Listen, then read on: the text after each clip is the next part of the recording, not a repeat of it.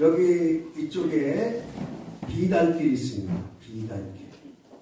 이쪽에는 가시밭길이 있습니다.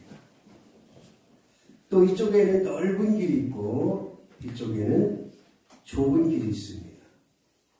여러분, 어느 길을 택하시렵니까? 아마 바보가 아닌 다음에는 다 비단길을 택할 겁니다. 여러분 인생 가운데 비단길이 펼쳐지길 바랍니다. 그런데 이 비단길이 각자 생각하는 바가 다르죠. 어떤 사람은 돈이 많은 것이 비단길이라, 자식들이 잘 되는 것이 비단길이라, 좋은 집에 사느면 그것이 비단길이라. 그런데 세상 사람들이 추구하는 비단길은 대동소이합니다. 다 거기서 거기에. 그럼 믿는 사람들이라고 다르냐? 별반 차이 없어요. 비단길 그러면 일단 눈으로 보여지는 게 좋아야 되고, 손으로 움켜쥐는 게 많아야 되고, 남들에게 뭔가 내놓을 수 있어야 되고, 그런 것이 비단길이라고 생각하지 않습니까? 제가 여러분이 비단길에 걷기를 원한다는 뜻은 이런 것이 아닙니다. 돈이 많아야 되고, 자식 자랑해야 되고, 좋은 집 살아야 되고, 뭔가 우쭐대야 되고, 그런 비단길을 걷기를 원하는 것이 아닙니다. 하나님께서 인정하시는 그 길이 비단길이라고 믿습니다. 예수님께서 분명히 말씀하셨지 않습니까? 여기 넓은 길이 있다. 그리고 여기 좁고 협착한 길이 있다. 그런데 대부분의 사람들은 넓은 길을 택한다. 그런데 그 넓은 길을 택한 것이 잘한 길이다, 잘못한 길이다? 잘못한 것이다. 좁고 협착한 길을 택할 때 그 길이 비단길이라고 말씀하고 있습니다. 오늘 말씀해 보면 야곱이 길을 떠나 그런 말이 나와요. 길을 떠나서 목적지를 향해 갑니다. 31장부터 또 28장부터 야곱이 험난한 여정길을 성경은 말씀하고 있어요. 집에서 평안하게 살다가 부모 밑에서 잘 살다가 이제 험난한 여정길을 갈 수밖에 없는 그런 상황에 놓여졌습니다. 여기서 길을 간다는 건 단지 여기 앞에는 길을 가는 그런 의미도 있지만 야곱의 인생길을 걸어가는 그 과정을 말씀하고 있습니다. 그래서 이 야곱의 인생길을 통해서 우리의 인생길은 과연 어떠한지, 그리고 우리의 인생길이 어떠한 길로 가야 되는지 오늘 말씀을 통해서 한번 살피기를 원합니다. 인생의 길은 굴곡이 있잖아요. 굴곡. 때로는 좋은 일도 있는 반면에 때로는 슬프고 어렵고 힘든 일도 있고, 야곱이 마지막에 이렇게 고백합니다. 내 나그네 길이 험악하였나이다. 험악하였나이다. 그러니까 이 야곱이 자기 인생길을 돌아보니까, 죽음을 앞에 두고 자기 인생길을 돌아보니까 자기 인생길이 어땠다고요? 험악했다고요. 험악했다. 지금 여기 나이 드신 분들, 보릿고개 겪으신 분들은 다 비슷한 생각을 할 거예요. 참, 내 인생 험악했다. 밥 한 그릇 먹으려고 그렇게 애쓰고 노력하고 힘쓰고, 그래서 그 어르신들이 돈이 통장에 쌓여도 쓰지를 못해. 어떻게 쓸 줄을 몰라. 여러분들 그렇지 않습니까? 돈이 없어서 못 쓰는 사람은 거의 없다고 봐요. 돈이 있는데도 이 돈을 쓸 줄을 몰라. 왜? 그것이 잘못됐다는 것이 아니라 어려서부터, 아주 어려서부터 절약정신 안 써야 되고 그런 것이 몸에 뱄는데 어떻게 하루아침에 그게 되겠냐고요. 저도 보릿고개를 겪으면서 이렇게 밥그릇에 밥이 남으면 죄 짓는 것 같아. 식당 같은 데 가서 이제 이렇게 밥을 먹으면 저는 거의 반 공기 이상을 안 먹는데, 그 남기면서도 늘 한쪽 마음에, 이거는 분명히 쓰레기통으로 들어갈 텐데. 그런 안타까운 마음이 있어요. 어려서부터 자라온 그 습성, 습관, 그 버릇을 하루아침에 버릴 수가 없는 거죠. 많은 사람들의 인생길은 굴곡 있었고 험악했습니다. 조금씩의 차이는 있지만 이런 인생을 살아왔고 지금도 살아가고 있는 그런 과정 중에 있는 거죠. 야곱이 길을 가는데 목적이 분명합니다. 어디를 향해 갑니까? 28장에서는 외삼촌 라반의 집을 향해 갑니다. 그런데 아주 불안합니다.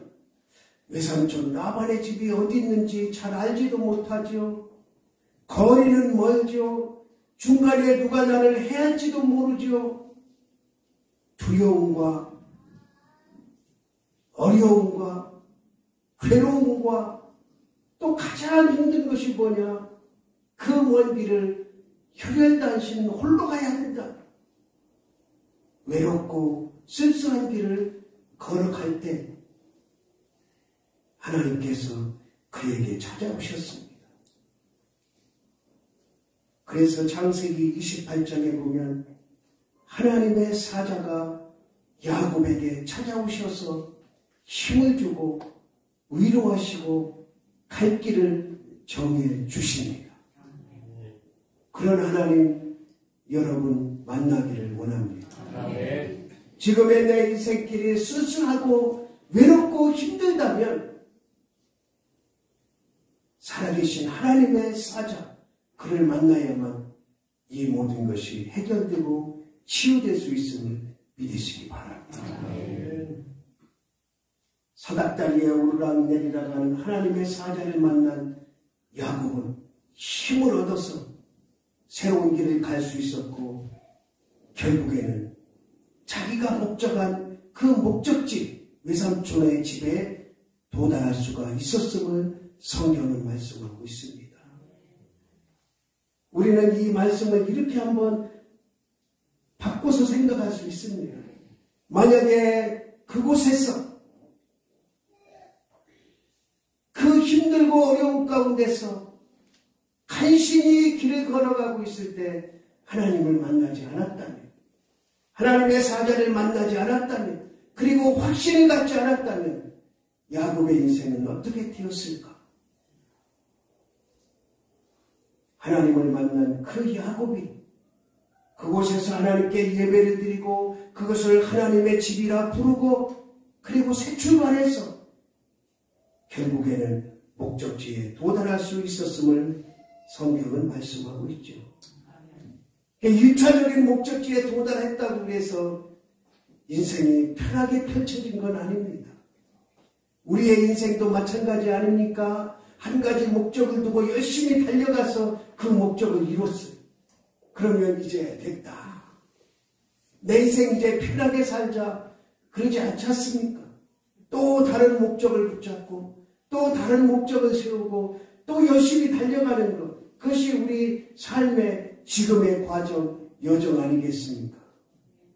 여러분들이 어떤 계획을 가지고 어떤 목적을 설정하고 살아왔는지 모르지만 우리 시대에 결혼한 사람들은 사골세부터 시작합니다. 그러면 전셋집에 살았으면 소원이었겠다. 전셋집을 삽니다. 열심히 일해서 돈을 모아 전셋방으로.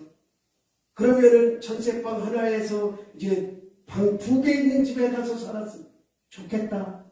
2개 없습니다. 그러면 나는 언제 내 집에서 살아보나. 저도 마찬가지 전도사였지만 처음에 방을 얻었는데 부엌의 주인집하고 같이 쓰는 집이에요. 그리고 화장실도 같이 쓰고 방만 따로 쓰는 거예요. 그러니까 한 집에 한 집, 거실도 하나, 부엌도 하나, 화장실도 하나.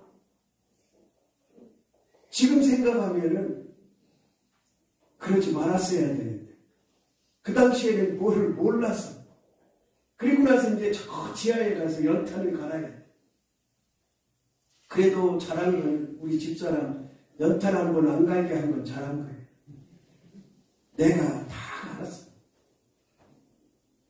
그러다가 이제 부엌하고 화장실 따로 쓰는 집에 좀 살아보자. 그래 거기서 한 1년 정도 살다가 거기가 이제 희경동. 그래서 우리 아들을 본 적지는 서울시 동대문구 희경동 286에 310호예요. 아주 잊어버리지도 않아. 그리고 나서 이제 조금 변두리 어린이 대공원 근처에 가서 화장실 따로, 부엌 따로, 방 하나. 그런데 이 집은 반지 하나. 집사람이 그 좋은 농을 이제 저기 친정 이제 장모님이죠. 장모님이 농을 수제로 맞춰줬어요. 근데 이놈의 집이 너무 얕아가지고 농이 서지를 않네. 그 밑에 잘랐어. 그래도 화장실 따로 쓰고 부엌 따로 쓰기 얼마나 행복해. 그리고 애가 반대로 그냥 울고 뭐해도 누가 잔소리하는 사람 없으니 얼마나 좋아. 그렇게 또 한 1년, 2년 사니까 방 2개짜리가 필요하네. 이 애하고 혼자 있으니 뭐 공부가 돼, 뭐를 할 수 있어. 아무것도 못해. 그래도 아들이 변죽 맞지 않아서 한 번도 잠티전 하는 거를 못 봤어. 잠 깨서도 자기 혼자 보면은 언제 깼는지 놀고 있어. 그래서 기저귀를 보면 똥도 오줌도 그렇게 바가지로 싸놓고도 울지도 않아. 그러고 나서 이제 어떻게 해서 또 방 2개짜리로 갔습니다. 이제 어디로 가야 돼? 저쪽 경기도 하남시로. 지금 여기서 살던 그 돈이면 하남시 가면 방 2개짜리 얻는 거지. 그렇게 살다가 사업차 서울로 왔고, 서울서 살다가 제주도로 갔고, 제주도 살다가 여기 왔습니다. 사람의 목적이 이루어지면 그것으로 만족하면 얼마나 좋겠어요. 그런데 또 다른 목적이 세워지고 또 다른 목적이 세워지고 그것을 향해 달려가다가 인생 끝나는 거예요. 여러분, 그 목적을 이뤘다고 해서 그것이 비단길이라고 생각하십니까? 그 목적을 이뤘다고 해서 그게 넓은 길을 나는 잘 왔다고 생각하십니까? 일반 사람들은 그렇게 생각을 하죠. 그런데 성경은, 하나님은 그렇게 말씀하시지 않고 그렇게 기록되어 있지 않습니다. 내가 세상에서 세운 계획의 목적이 이루어졌다고 해서 그것이 비단길을 달려온 것이 아니고 그것이 인생의 성공이 아니라는 것을 성경은 분명히 말씀하고 있어요. 야곱이 자기가 세운 목적, 나는 외삼촌 내 집에만 가면 된다. 그렇게 생각하고 도착했을 때 그 인생이 만족했느냐? 그렇지 않잖아요. 또 20여 년 세월을 그 모진 고통 속에서 힘쓰고 애쓰는 가운데 결국에는 오늘 여기까지 온 거예요. 그런데 지금은 많이 달라졌습니다. 혼자 쓸쓸히 외롭게 걷던 그 길이 가족도 생기고 아무것도 없던 빈손이 많은 재물을 거느리는 거부가 되었고, 그리고 나의 아버지가 계시고 나의 어머니가 계시고 내가 어릴 적 살던 그 고향, 처음에 고향을 떠날 때는 외롭고 쓸쓸하고 힘든 길이었다면 지금은 설렘의 길, 희망의 길, 소망의 길을 달려가는 것. 여기서 우리는 분명한 이치를 하나 깨달아야 됩니다. 그게 뭐냐? 따라합시다. 하나님은 외롭고 쓸쓸할 때도 찾아오신다. 기쁨과 설렘에도 찾아오신다. 오늘도 말씀하시잖아요. 야곱이 길을 가는데 하나님의 사자들이 그를 만난지라. 이 말씀을 보면은 하나님의 사자들이 야곱을 찾아왔음을 알 수가 있어요. 야곱이 하나님의 사람들을 찾으려고 애쓰고 힘쓴 것이 아니라 길을 가는데 하나님이 찾아오신 거예요. 누가복음에 보면 엠마오로 가는 두 제자 있잖아요. 아무 소망 없이 희망 없이 낙심 가운데 고향으로 돌아갈 때 주님이 그들을 만나주십니다. 그들이 주님을 만나려고 고향으로 가는 것이 아니라 모든 희망을 잃고 쓸쓸하고 외롭게 고향을 향해 갈 때 주님이 그들에게 찾아오십니다. 하나님께서는 사자를 보내서 우리가 힘들고 외롭고 어려울 때도 찾아오시는 분이고 설렘과 감격과 소망을 가지고 살아갈 때도 찾아오시는 분이 하나님이심을 오늘 성경은 말씀하고 있습니다. 그렇다면 하나님은 구체적으로 언제 찾아오시고 사자를 보내실까요? 따라합시다. 힘들고 어려울 때, 여러분 힘들고 어려울 때 하나님은 여러분을 찾아와 주실 줄로 믿습니다. 여러분이 가지고 있는 그 믿음을 버리지 않는다면 우리가 힘들고 어려워서 도저히 앞길을 헤쳐나갈 수 없을 때 하나님이 찾아오셔서 하나님이 사자를 보내셔서 여러분의 길을 세워주시고 인도하실 줄로 믿습니다. 그 길이 바로 비단길인 거예요.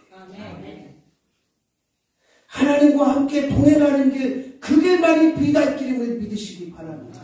하나님의 사자와 함께 동행하는 길, 그 길만이 비단길임을 믿으시기 바랍니다. 물질이 좀 없으면 어떻습니까? 좀 남들보다 못 배웠으면 어떻습니까? 남들보다 좀 적은 집에 살면 어떻습니까? 주님이 나와 함께 하시는데 하나님의 사자가 나와 동행하시는데 그 길이 비단길입니다. 그리고 언제 하나님께서 찾아오십니까? 따라합시다. 손해가 막심할 때. 우리 31장에 보면 열심히 일을 하긴 하는데 외삼촌한테 다 뺏겨버립니다. 야곱이 열심히 일을 하긴 하는데 외삼촌이 쉽게 말하면 사기를 칩니다. 야곱이 이렇게 말하죠. 외삼촌, 제 품삯을 7번이나 변경하지 않았습니까? 그렇게 말해요. 그러니까 얼마나 부려먹었는지를 알 수 있죠. 자기 조카를 얼마나 속이며 부려먹었는지를 그 말씀 한 절에서 알 수가 있는 거예요. 그런데 31장 11절에 보니까 정말 억울하고 힘들고 손해가 막심할 때 하나님이 그에게 찾아오십니다. 하나님의 사자가 그에게 찾아오십니다. 그리고 이렇게 말씀하십니다. 야곱아, 네가 어디 있느냐? 예, 제 여기 있습니다. 앞으로 이렇게 해라. 하도 외삼촌한테 속임을 받으니까 이제 방법을 알려주세요. 앞으로는 아름지고 얼룩지고 튼튼한 것이 교배할 때는 단풍나무 밑에서 교배하게 하고, 병들고 힘없고 단색인 것은 저쪽에 가서 교배하라. 그리고 외삼촌하고 협상을 해라. 아름진 것, 점 있는 것만 내 것이 되고 나머지는 다 외삼촌 드리겠습니다. 하나님께서 알려주신 방법, 하나님의 사자가 찾아오셔서 알려주신 그 방법대로 했을 때 야곱은 거부가 되었음을 성경은 말씀하고 있습니다. 내 방법대로 했을 때는 속고 속이고 절망하고 낙담하고 아무것도 손에 쥔 것이 없었지만 하나님께서 찾아오셔서 하나님이 하시라는 방법으로 그대로 했을 때 거부가 되었던 거죠. 아멘. 사실 이 방법은 사람의 생각으로는 도저히 납득할 수 없는 방법이에요. 한번 생각해 보세요. 염소들이 양들이 물을 먹으러 옵니다. 그런데 그 나무 껍질을 벗겨서 얼룩덜룩하게 나무를 해놨다고 그 앞에서 교배한다고 얼룩덜룩한 게 나오냐고요. 상식적으로 가능합니까? 아니잖아요. 여러분들은 어떻게 받아들이겠어요? 지금 인생이 너무 힘들어. 아무리 열심히 일해도 손에 쥐어지는 게 없어. 만족함이 없고 기쁨이 없고 늘 좌절과 낙심 가운데 살아. 그런데 하나님의 말씀하셔. 목사를 통해서 설교로 말씀하셔. 야, 이렇게 해봐라. 그런데 도저히 내 상식으로는, 세상적인 과학으로는, 일반적인 상식으로는 증명할 수가 없어. 이게 될까? 누구한테 물어봐도 야, 이 바보 천치야. 그게 가능키나 해. 그런 소리가 들어. 그런데 하나님의 방법은 우리의 생각과 우리의 과학과 우리의 증명을 뛰어넘는 것임을 믿으시기 바랍니다. 이 믿음이 있어야 하나님이 말씀하시는 방법대로 할 수가 있는 거예요. 그래야 거부가 될 수 있는 거예요.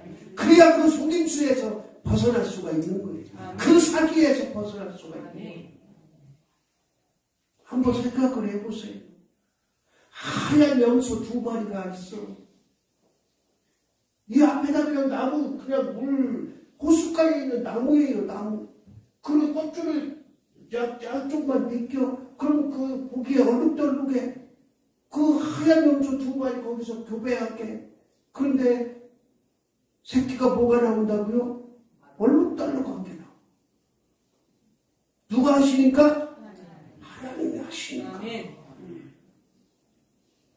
하나님의 사자가 우리에게 찾아오셔서 우리의 인생에 개입하시면 우리가 생각하는 상식을 훨씬 뛰어넘습니다. 도저히 상상할 수 없는 일이 일어나는 거예요. 그것을 우리는 기적이라고 합니다. 사람이 생각할 수 없는 바로 야곱은 그런 체험을 한 거예요. 그리고 나서 오늘 사자들을 만나는데 이미 2번이나 경험했잖아요. 하나님의 사자를 만나서 자기 인생길이 여기까지 온 2번이나 경험했잖아요. 그리고 나서 이제 고백해요. 야, 이 하나님의 사자가 하나님의 군대다. 군대. 그 원어에 보니까 마하나임이라는 그 원어가 2가지 뜻이 있어요. 하나는 군대 진영이에요. 진영. 진영은 뭐예요? 진치고 있는 거예요.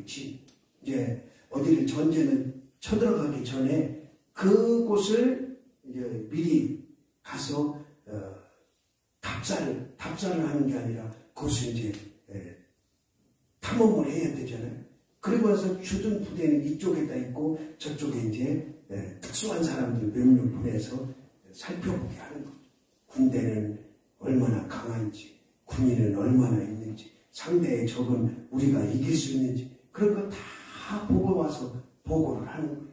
그 이쪽에 주둔군이 있는 곳, 이곳을 뭐라 그런다고요? 진영이라는 거예요. 진영. 근데 이 야곱은 방위를 받았는지 특수부대를 갔다 왔는지 군대용어를 써요. 군대용.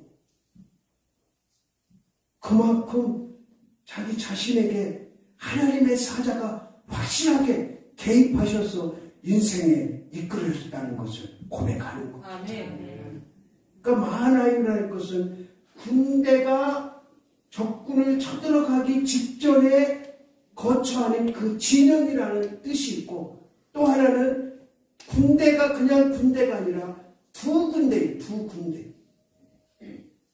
그러니까 한쪽 적을 쳐들어가야 되는데 이쪽에서 한 군데가 다 쳐들어가면 패해. 그러니까 반을 나눠서 한 군데는 뒤로 가서 치고 한 군데는 앞에서 치는 이것을 두 군데 마하나임이라. 마하나임.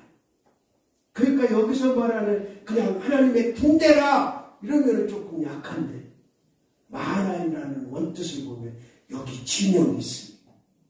적군을 물리칠 진영, 그리고 그 진영의 군대가 두 군데로 나뉘어서 적군을 포위하고 공격하는. 이거 무엇을 의미합니까? 야곱은 이제 이렇게 고백하는 거예요. 야, 내가 있는 곳에, 내가 가는 곳에 하나님의 사자가 나를 지켜주시고 보호해 주셔서 두 군대가, 하나님의 천사가 나를 지켜주시는구나 하는 고백을 하는 거예요. 앞뒤에서 나를 지켜주신다. 앞뒤에서 나를 보호해 주신다. 앞뒤에서 나를 이끌어 주신다.